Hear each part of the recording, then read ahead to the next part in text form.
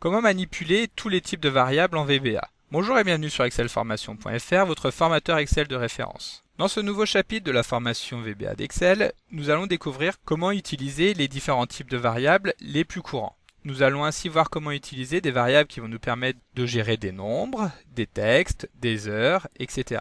Alors vous trouverez très régulièrement de nouvelles vidéos sur la chaîne, alors pensez à vous abonner et surtout à activer la clochette de notification afin d'être sûr de ne manquer aucune astuce et de devenir rapidement un pro d'Excel.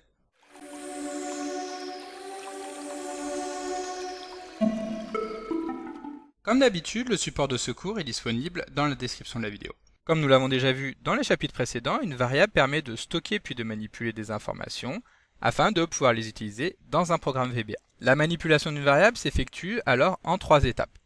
Tout d'abord, dans la première étape, nous allons déclarer la variable. Donc ça, nous l'avons déjà vu dans les chapitres précédents. Pour déclarer une variable, il suffit d'utiliser le mot-clé dim. Puis nous donnons un nom à notre variable. Donc par exemple ici, nous allons créer une variable qui va permettre de stocker un nombre entier. Nous allons donc tout simplement l'appeler mon entier. Ensuite, nous définissons son type. Et donc pour stocker un nombre entier, nous allons utiliser une variable de type integer. Donc cette étape va également permettre de définir une durée de vie et une portée à notre variable. Et donc tous ces points, nous les avons déjà abordés dans les chapitres précédents et je vous invite donc à aller les consulter si jamais ces notions ne sont pas claires pour vous. Ensuite, nous allons passer à la seconde étape. Et donc dans cette seconde étape, nous allons simplement affecter une valeur à cette variable. Pour cela, nous allons utiliser le symbole d'égalité.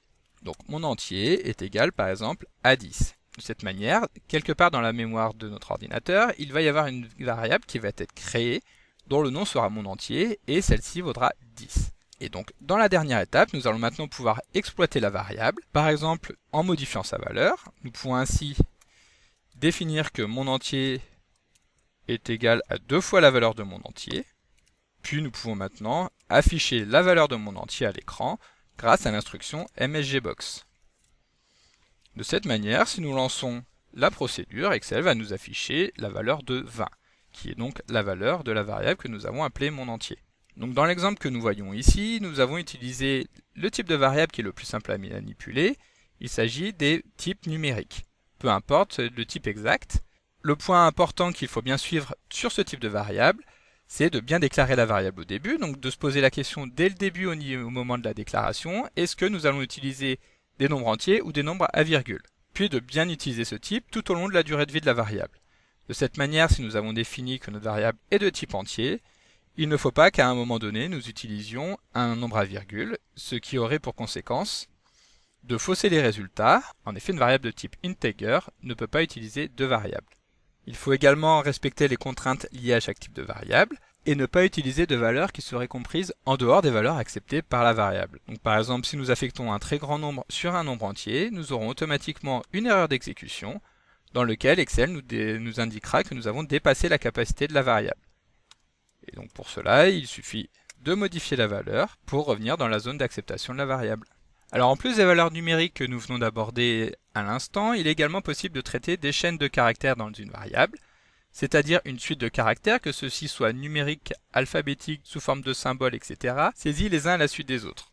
Alors à titre d'exemple, nous allons créer une nouvelle variable que nous allons appeler mon texte, qui cette fois-ci sera de type string. Nous allons passer à la seconde étape, c'est-à-dire affecter une valeur à cette variable. Donc par exemple, mon texte est égal à bienvenue sur excelformation.fr. Puis pour finir, nous allons afficher non plus la valeur de mon entier, mais maintenant la valeur de mon texte. Pour lancer la procédure, ici nous n'allons avoir aucun problème.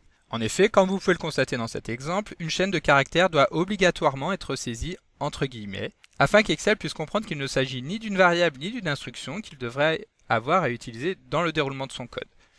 De cette manière, si nous retirons les guillemets, cela aura pour conséquence de générer une erreur instantanée qui va être interceptée directement par l'éditeur lors de la saisie. Et nous allons donc être obligés de ressaisir les guillemets.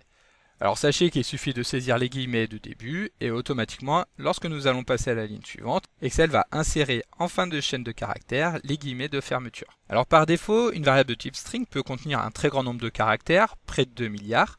En revanche, lorsque l'on connaît exactement le nombre de caractères affichés, il est possible d'utiliser un type string dont la valeur va être définie directement au moment de la déclaration de la variable. Cela va nous permettre de réduire un petit peu l'occupation mémoire utilisée par la variable, car dans ce cas, la variable occupe 1 kg par caractère, et tous les caractères qui vont dépasser de cette taille seront alors supprimés. Et donc pour définir le nombre de caractères de la variable, il suffit lorsque nous le déclarons de simplement saisir le symbole étoile ainsi que le nombre de caractères.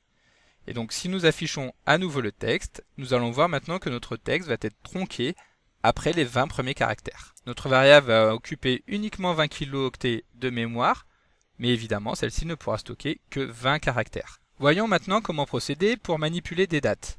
Pour déclarer une variable en tant que date, il n'y a toujours aucune difficulté. Nous utilisons toujours le mot-clé dim, madate, et nous définissons un type date.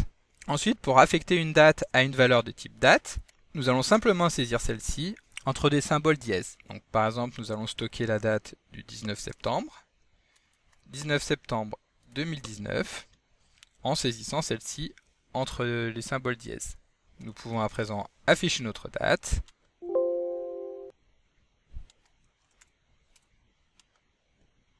Il est évidemment possible de faire la même chose pour les heures.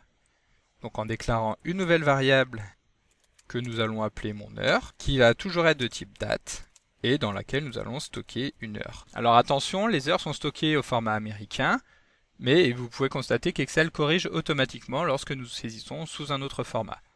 Donc maintenant nous allons afficher à la fois la date, mais également l'heure.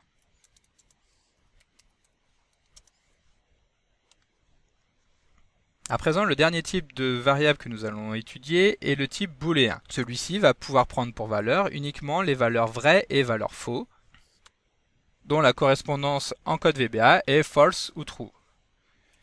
Donc dim mon booléen.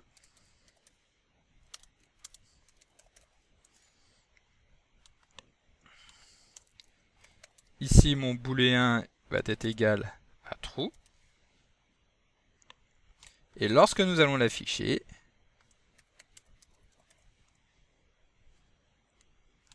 Excel va traduire la valeur de celui-ci en français afin d'afficher la valeur vraie. Et voilà, donc comme d'habitude, vous pouvez télécharger le support de secours en suivant le lien que vous trouverez dans la description de la vidéo. Si la vidéo vous a plu, n'oubliez pas de la liker et de la partager. Et vous pouvez également me laisser vos impressions dans l'espace de commentaires. Évidemment, si ce n'est pas encore fait, abonnez-vous à la chaîne pour ne manquer aucune astuce.